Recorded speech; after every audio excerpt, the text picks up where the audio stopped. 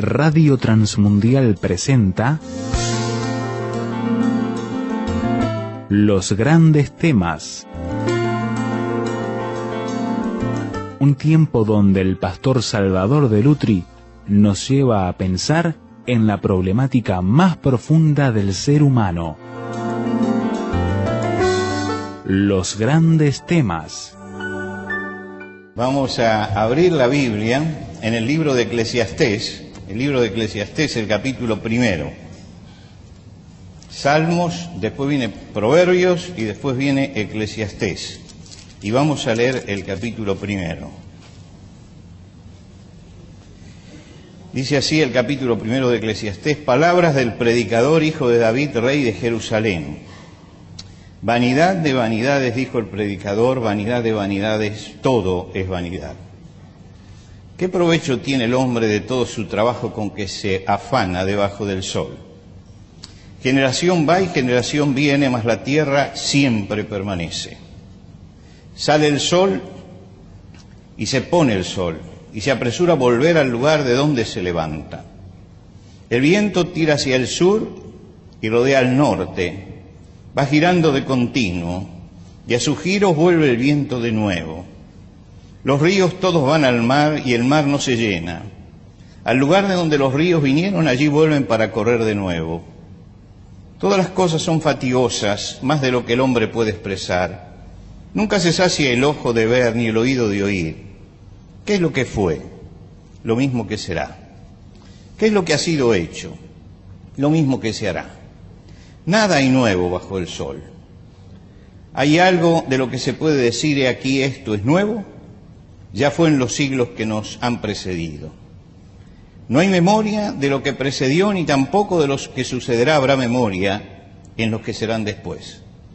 Yo, el predicador, fui rey sobre Israel en Jerusalén, y di mi corazón a inquirir y a buscar con sabiduría sobre todo lo que se hace debajo del cielo. Este penoso trabajo dio Dios a los hijos de los hombres para que se ocupen en él. Miré todas las obras que se hacen debajo del sol, y aquí todo ello es vanidad y aflicción de espíritu. Lo torcido no se puede enderezar, y lo incompleto no puede contarse. Hablé yo en mi corazón diciendo: he aquí, yo me he engrandecido y he crecido en sabiduría sobre todos los que fueron antes de mí en Jerusalén. Y mi corazón ha percibido mucha sabiduría y ciencia. Y dediqué mi corazón a conocer la sabiduría y también a entender las locuras, los desvaríos. Conocí que aún esto era aflicción de espíritu, porque en la mucha sabiduría hay mucha molestia, y quien añade ciencia añade dolor. Bueno, si usted siguió la lectura, usted se habrá dado cuenta que estamos ante lo que alguien llamó un clásico del pesimismo. Ahora, no es un clásico del pesimismo, le aseguro que no es un clásico del pesimismo. Pero hubo un rabino muy conocido de Nueva York, Harold Kushner, que tiene unos cuantos libros escritos, que él dijo: uno de los libros de la Biblia difiere de los demás por su carácter insólito, tanto que si fuera más difundido podría llegar a ser el más peligroso de la Biblia. Se trata de Eclesiastés. Ahora, esto que dijo este rabino, yo se lo he escuchado también a muchos pastores decir, que es un libro peligroso. Pero es bueno internarse en las selvas peligrosas. Yo he tenido que enseñar los libros poéticos en una época del Antiguo Testamento, y recuerdo que los libros que más inquietudes despertaban eran el libro del Cantar de los Cantares, por el erotismo. A ver, ¿qué dice un pastor acerca del erotismo?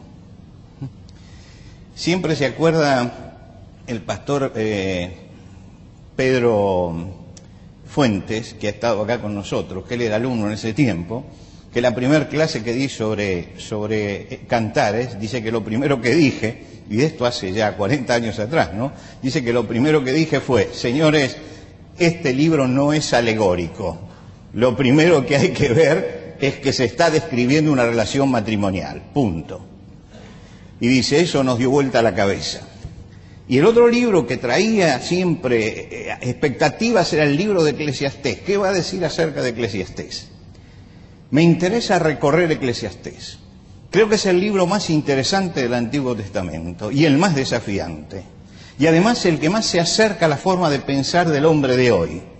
Y el que más se acerca a las respuestas que necesitamos en el tiempo de hoy. El asunto es saber enfocar bien un libro. Y el asunto es saber interpretar correctamente un libro. ¿Cuál es el tema que preocupa a Salomón? Preguntas que nos hacemos nosotros todos los días. ¿Qué sentido tiene la vida? ¿Para qué vivimos? Y la pregunta que se hicieron los existencialistas, ¿vale la pena vivir? Ellos llegaron al extremo de preguntarse esto. Los filósofos existencialistas del siglo XX cuestionaban el hecho de vivir, y el que clarificó el planteo fue Camus, cuando dijo: no hay más que un problema filosófico verdaderamente serio, que es el suicidio. Es decir, si vale la pena, seguimos viviendo. Si no vale la pena, entonces nos suicidamos. Salomón resume en este libro toda la angustia del hombre, toda la angustia del hombre. El título en hebreo es Coelet. Coelet significa el que llama o el que convoca a una asamblea. Eclesiastés es en griego, viene de la palabra eclesia, iglesia, asamblea. En castellano, si tuviéramos que ponerle el título, sería el predicador. Está dando un sermón. Ahora, tiene que verse así, como un sermón. Si usted ve el libro, porque después nosotros le hicimos la división en capítulos y versículos, pero esto cuando fue escrito de un tirón, de punta a punta. Usted entiende un sermón realmente si lo escucha en su totalidad. Pero si usted se levanta en este momento y se va, usted no sabe para dónde va el sermón. Lo que quiere decir que uno de los problemas que tiene el libro de Eclesiastés es que no lo vemos en su totalidad, vamos sacando pedacitos. Y cuando sacamos pedacitos, nos llevamos ideas equivocadas de lo que Salomón dice. Ahora, nosotros para leerlo, y vamos a dedicar bastante tiempo para cubrir los 12 capítulos de Eclesiastés, vamos a tener que recurrir muchas veces hacia adelante para ver cuál es la respuesta. Pero vamos a ir viendo los planteos que creo que son sumamente interesantes. Lo primero que uno tiene que saber es cuál es el punto de observación que él elige para mirar las cosas. Es importante entender eso, porque esto es lo que diferencia a el libro de Eclesiastés de cualquier otro libro. Cuando los profetas escribían, decían: así ha dicho Dios. Quiere decir que traían la palabra de Dios. Ahora, ¿qué es lo que hace Salomón en Eclesiastés? Lo que hace Salomón en Eclesiastés es esto. Él traza una línea que divide el mundo de arriba, Dios y el mundo espiritual, y el mundo del hombre, que es el mundo material. Los profetas, cuando hablan, se sitúan en el mundo de Dios. Dios dice, y bajan la palabra de Dios al mundo de los hombres. Y esto es lo que pasa en toda la Biblia. Ahora, Salomón se propuso otra cosa. Se propuso no que la palabra de Dios bajara, sino cómo veo yo las cosas desde abajo si saco el mundo de arriba. Por eso, la palabra clave del libro es debajo del sol. Él analiza las cosas debajo del sol. Porque para él el sol es el límite entre el mundo espiritual de Dios y el mundo material del hombre. Quiere decir que este punto de observación es muy importante, porque lo que él se pregunta es esto: analicemos el mundo sacando la realidad de arriba, analicémoslo desde abajo únicamente. ¿Qué puede esperar el hombre si mira solamente abajo? ¿Qué sentido tiene la vida si todo sucede debajo del sol? ¿Qué sucede si solo vivimos la realidad esta? Esta es la pregunta que se hace. Y por eso él escribe todo este libro mirando desde abajo Y de vez en cuando diciendo, no, pero mire, entonces tiene que subir a veces de la línea, porque si no, entra en el pesimismo total. Para estudiar el libro, tenemos entonces que dejar de mirar arriba y decir cómo se ven las cosas desde abajo. Y esto se nota ya en el primer capítulo, porque fíjense que si nos ponemos únicamente abajo, que es de donde habla Salomón, él va a decir, y di mi corazón a inquirir. No dice, Dios me dijo, yo pensé esto. Me miré todas las cosas que se hacen, hablé yo en mi corazón, dediqué mi corazón a conocer, dije yo en mi corazón. Es decir, él está hablando de lo que él analiza, de lo que él ve. Él hace abstracción de la presencia de Dios para mirar las cosas desde abajo. Y la primera cosa que él nota en lo que nosotros hemos leído es la monotonía de todas las cosas. La monotonía de todas las cosas. En primer lugar, el devenir de la naturaleza. Nosotros estamos puestos en la naturaleza. La tierra permanece firme, pero los hombres rotamos. La tierra es lo único firme, nosotros rotamos y cumplimos un ciclo, ¿no es cierto? Y ese ciclo es un ciclo muy sencillo. Nacemos, crecemos, nos reproducimos, envejecemos y morimos. Ese es el ciclo de cada uno de nosotros.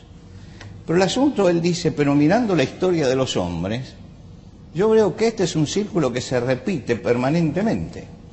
Nace, crece, se multiplica, muere, pero el que nació, creció, se multiplicó, murió, y es un ciclo que eternamente se repite, eternamente se repite. Es un ciclo, el de nacer, crecer, reproducirse y morir, es un ciclo monótono, inestable, totalmente inestable. Es interesante que aquí coincide con los grandes clásicos, cuando hablaban los clásicos de esto. Yo estaba anoche leyendo justamente una parte, fui a buscar esa parte en Shakespeare, cuando él escribe la obra Como gustéis, y habla de lo que es la vida del hombre. Y él dice, el universo es un teatro cuyos actores somos todos nosotros, y el drama de la existencia se divide en 7 actos. 7 actos. Dice, en el primero, el infante que lanza bajidos y babea en el seno de la nodriza. Después lo vemos mofletudo escolar, que llorisqueando se arrastra con una mochila hacia la escuela a paso de caracol. Después dice, transformado en amante, lanza ardientes suspiros, canta melancólicas baladas que ha compuesto para los bellos ojos de su hermosa. Luego, ya hecho o militar o juez, celoso de su pundonor, busca siempre esa burbuja de aire que se llama gloria. La sexta edad nos ofrece un descarnado anciano con pantuflas y anteojos en el primer tercio de la nariz. Lo dice Shakespeare, estamos hablando de unos cuantos siglos atrás. Dice, los pantalones de su juventud son excesivamente anchos para sus enflaquecidas piernas. Y si la última escena, por fin, la que viene a cerrar esta extraña historia, es una segunda infancia, un estado de olvido profundo en que todo a la vez hace falta, los dientes, la vista, el paladar. Fíjese que él habla justamente de todo este proceso, que es lo que le asombra a Salomón, que el proceso este es el proceso que seguimos todos y que es una rueda monótona que se repite en cada generación. Ahora dice, bueno, esta es la historia del hombre sobre la tierra. Pero cuando uno mira la naturaleza, dice, ¿qué es lo que ve en la naturaleza? Y entonces, él va a las 4 cosas que los griegos decían que de ellos están formadas todas las cosas. Tierra, aire, fuego y agua. Esto era una obsesión de los griegos. Los griegos decían que con estos 4 elementos se formaban todas las cosas. Que estos 4 elementos formaban todas las cosas. Entonces él analiza, estamos hablando unos cuantos siglos antes de los griegos, él analiza todo esto Y él dice, hay algo que permanece siempre, generación va y generación viene, mas la tierra siempre permanece. El globo en el que estamos, ese está siempre allí. Ahora, sale el sol, se pone y se apresura a volver al lugar donde se levanta. Acá es cíclico el asunto. El viento va girando de continuo y en sus giros vuelve el viento de nuevo. El agua, los ríos, todos van al mar y al lugar donde donde los ríos vinieron, allí vuelven para correr de nuevo. Es decir, dice, yo veo que el ciclo este del hombre es el ciclo también de la naturaleza. Se suceden las estaciones, verano, otoño, primavera, invierno, todas las estaciones se suceden cíclicamente. Pero es también el ciclo de los procesos meteorológicos, nubes, lluvia, sol, evaporación, nubes nuevamente, los ciclos biológicos, la semilla, la siembra, el crecimiento, el fruto, la semilla, la siembra. Y esto sucede y seguirá sucediendo. Y esto dice, cuando uno mira debajo del sol, resulta que es todo bastante aburrido, Se repite monótonamente todo esto, monótonamente. Estamos en un ciclo aburrido y tedioso. Tedioso. No hay nada nuevo debajo del sol. Y de ahí sale la frase, no hay nada nuevo debajo del sol. ¿Puede decirse, dice, que algo es nuevo? No, todo cumple su ciclo. ¿Cómo puede producirse cambios en medio de todo esto? Y justamente después de ver todo esto es que dice, bueno, entonces di mi corazón a inquirir y a buscar sabiduría, miré todas las cosas que se hacen debajo del sol, y lo que comprobé es qué es lo que fue, y lo mismo que será, qué es lo que ha sido hecho, lo mismo que se hará. ¿Por qué nada llega a conclusiones? Porque lo torcido no se puede enderezar y lo incompleto no se puede completar. Es un ciclo monótono. ¿Ya se amargó suficiente? ¿Sí? Eso es lo que busca el autor, que usted se amargue y que yo me amargue. Que vea todo esto, que es la descarnada realidad abajo, la descarnada realidad de abajo. Amado Nervo sufrió una gran pérdida en su vida que lo marcó profundamente, perdió a su esposa y la quería, era para él el sostén de su vida. Y cuando muere su esposa, escribe una de sus obras más tremendas, muy difíciles de leer. Si uno entiende poesía y entiende de sentimiento, es muy difícil de leer. Se llama La amada inmóvil. Y él habla todo el libro de poemas acerca de la amada inmóvil. Y tiene uno de los poemas que lo titula en latín Nihil novum, nada nuevo, nada nuevo. Y él dice, ¿cuántos habrán amado como mi alma triste amó? ¿Y cuántos habrán llorado como yo? ¿Cuántos habrán padecido lo que padecí? ¿Y cuántos habrán perdido lo que perdí? Canté con el mismo canto, lloro con el mismo llanto de los demás. Y esta angustia y este tedio ya lo tendrán sin remedio los que caminan detrás. Es decir, que todos llegamos a ese ciclo, todos llegamos a eso. Y acá es donde el hombre levanta la voz y dice, yo sufro y quiero que mi dolor sirva para...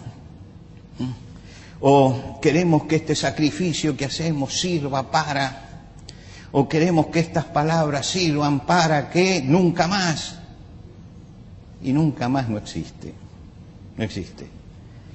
El hombre vuelve a eso y vuelve a los ciclos. Y añade sabiduría, pero dice el que añade conocimiento y sabiduría, añade dolor también a su vida. Las doctrinas optimistas como la de Nietzsche decían, el hombre es una realidad que debe ser superada, tenemos que llegar al superhombre. Y entonces él creía que la historia evoluciona hacia lo mejor, ¿no es cierto? Vamos hacia lo mejor. Y claro que el mundo ha cambiado muchísimo. Pero fíjese usted, salimos de la edad de piedra con un arma para matar al prójimo. Y llegamos a los misiles hoy, que es lo mismo, es lo mismo. Es decir, ¿qué cambio hubo? El odio, la guerra, la muerte, la destrucción es algo permanente, no hay cambio. Lo que cambió es la tecnología. Y entonces nos engañamos creyendo que si tenemos mejor tecnología somos más civilizados. No, ahora matamos en masa. Antes matábamos por lo menos de a uno, y el que mataba tenía que tener la valentía de enfrentar al enemigo cara a cara. Ahora lo hace a la distancia y apretando un botón. Y decimos, qué maravilla la tecnología. Pero resulta que el corazón del hombre sigue siendo el mismo. Y entonces llega a la conclusión, el gran interrogante de Eclesiastés. Debajo del cielo todo es un círculo vicioso. Todo es un círculo vicioso. Y ese círculo parece un eterno retorno, no hay avance, todo sigue estando en el mismo lugar, el hombre sigue haciendo las mismas cosas y cada vez peores, pero estamos siempre dando vuelta sobre lo mismo. ¿Y cuál es la conclusión que saca? Nada nuevo hay debajo del sol, por lo tanto, vanidad de vanidades, todo es vanidad. Esta palabra vanidad es una palabra muy interesante. Está emparentada con el nombre de uno de los hijos de Adán, Abel. Tiene un parentesco con el nombre. Abel significa vapor. Y la palabra vanidad significa soplo, vapor, humo. Es Hebel. En realidad, una realidad fluida, inconsistente, como la niebla de la mañana. Algunos traducen directamente vapor de vapores, todo es vapor, pero indudablemente acá se va el pensamiento a lo concreto, ¿no? Y entonces es muy difícil traducir. Está diciendo falto de sustancia, hueco, vacío, absurdo, inútil. Todo es absurdo y todo es inútil. Cuando miro debajo del sol, la idea que tengo es que todo realmente es absurdo y todo es inútil realmente. Es un círculo vicioso en el que nada cambia. Y entonces surge la pregunta del versículo 3 que leímos. ¿Qué provecho tiene el hombre de todo su trabajo en que se afana debajo del sol si nunca hay nada nuevo? Si nunca hay nada nuevo. Es el presente angustiante del hombre de hoy, que mira siempre abajo. La depresión, la drogadicción, la degradación moral y la corrupción son el resultado de ese círculo vicioso. Es decir, el hombre no puede romper ese círculo vicioso. Ahora, cuando usted sigue en el libro, porque yo tendría que terminar acá, expliqué el primer capítulo, pero si yo lo explico acá, usted se va con una amargura en su corazón tremenda y sin esperanza, ¿no es cierto? Pero yo lo llevo al último capítulo del libro, que es donde termina el discurso, y entonces en el final del discurso, él dice así: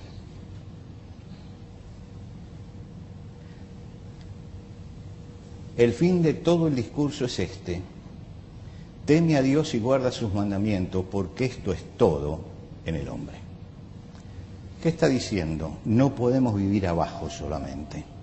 Necesitamos lo de arriba. Necesitamos lo de arriba. Porque si vivimos solamente abajo, lo único que tenemos es amargura, es tedio, es absurdidad de la vida. Realmente esto toma sentido cuando yo miro lo de arriba. Y por eso él traza la línea y dice, miremos abajo y amarguémonos bastante para entender el valor que tiene lo de arriba. ¿Por qué? Porque entrar abajo es entrar en una caverna oscura. Y uno cuando va leyendo el libro de Eclesiastés empieza a caminar en una caverna oscura. Pero de vez en cuando hay una grieta y por la grieta le dicen, no todo es una caverna, está el sol por encima, está el sol por encima. Y por eso dice, mire, el fin de todo el discurso, lo que yo quise decir es esto. El resumen es esto: teme a Dios y guarda sus mandamientos, porque esto es todo en el hombre. Esto es lo que puede hacer cosas nuevas. ¿Por qué? Fíjense ustedes el salmista. El salmista dice en el Salmo 40, pacientemente esperé al Señor, se inclinó a mí y oyó mi clamor. y me hizo sacar del pozo de la desesperación, del lodo cenagoso. Puso mis pies sobre peña y enderezó mis pasos. Acá hay toda una transformación que hace Dios del hombre que está en el pozo de la desesperación, que es donde llega el libro de Eclesiastés, al pozo de la desesperación. Dice, Él me sacó del pozo de la desesperación, puso mis pies sobre peña, es decir, no me hundo más, estoy en un terreno seguro, enderezó mis pasos y puso en mi boca un cántico nuevo, ahora hablo distinto. El cántico de Salomón en Eclesiastés es el cántico del amargado, que tiene la canción de abajo únicamente. Acá dice, renovó el canto en mi vida, transformó esto en mi vida. Y así lo confirmó el Señor Jesucristo. Cuando llegamos a Apocalipsis, y allí aparece la voz del cielo, la voz de Dios, dice, he aquí yo hago nuevas todas las cosas. Y así lo dice San Pablo, si alguno está en Cristo, nueva criatura es.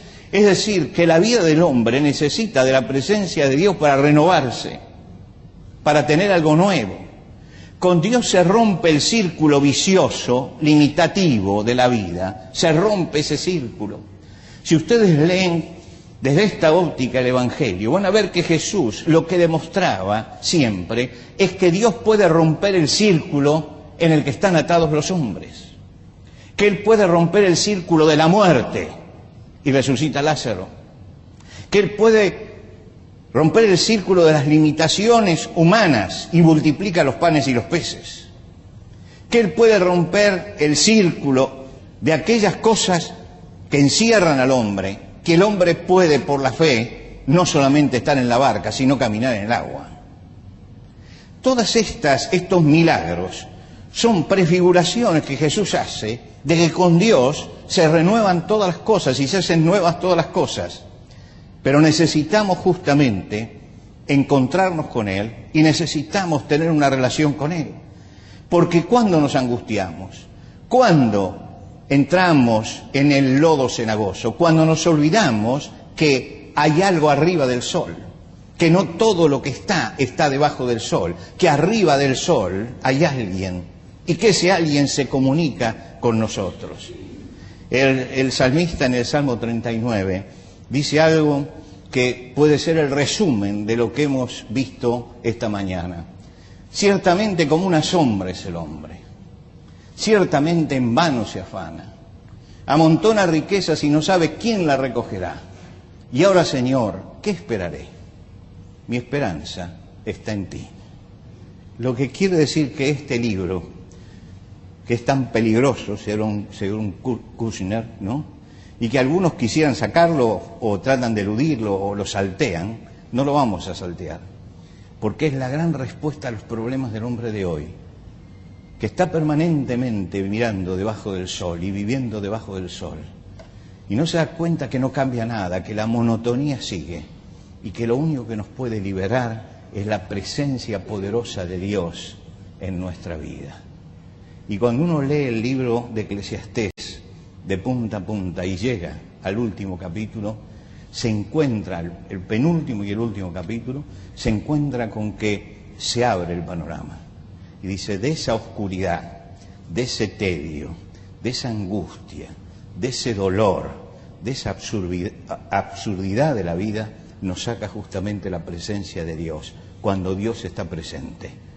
Y nosotros que miramos 1000 años después de Eclesiastés, sabemos que se produjo una brecha entre ese mundo de arriba y ese mundo de abajo, cuando Jesucristo unió las dos cosas y nos tomó de la mano para que nosotros pudiéramos tener esperanza. Por eso leemos Eclesiastés y terminamos hoy gozándonos en la esperanza que tenemos en Cristo Jesús. Señor, te agradecemos porque en ti tenemos esperanza. Y la esperanza que tenemos en ti es una esperanza permanente que atraviesa todos los tiempos de alegría y los tiempos también de dolor. Los tiempos, Señor, en que podemos reír y los tiempos en que tenemos que llorar. Pero, Señor, te agradecemos porque con la presencia tuya reímos con esperanza y la risa no nos enloquece. y lloramos con esperanza, y el llanto no nos destruye.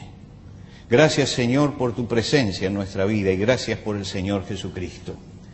Gracias porque hemos podido transitar el primer capítulo de este libro y te rogamos que la esperanza que tenemos en ti se haya agrandado en nuestra vida, que salgamos de aquí sintiendo que tu presencia es necesaria, grande, importante en nosotros y que es indispensable que estemos en buena relación contigo.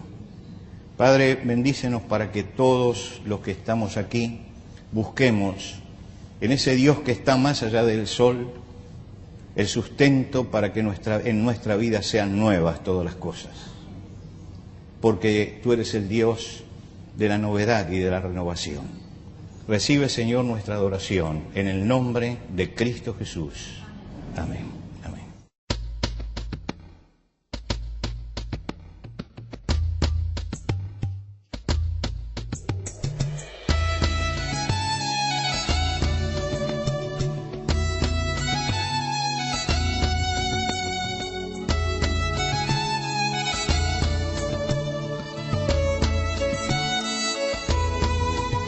Antes de finalizar los grandes temas del día de hoy, les queremos dar los canales de comunicación donde usted puede entrar en contacto con el pastor Salvador de Lutri. Por carta, hágalo a Los Grandes Temas, casilla de correo 5051, Montevideo, Uruguay.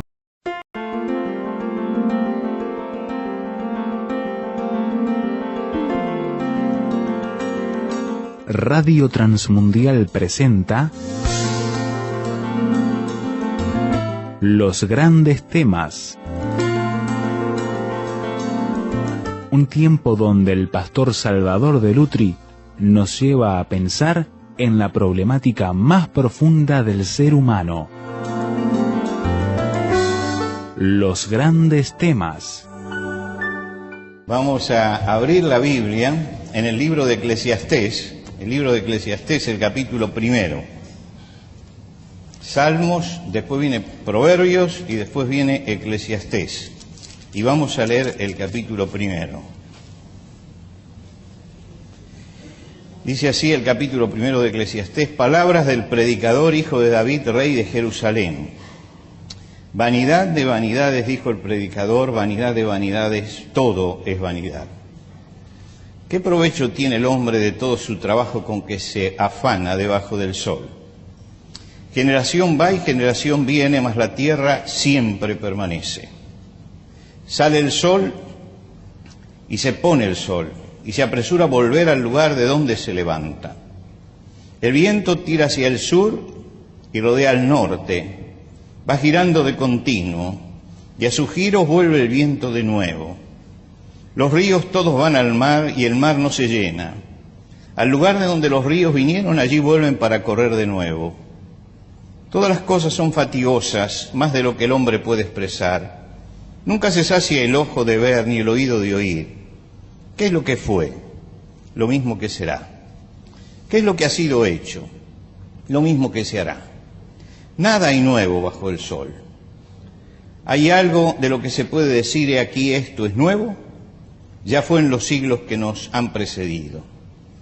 No hay memoria de lo que precedió, ni tampoco de los que sucederá habrá memoria en los que serán después.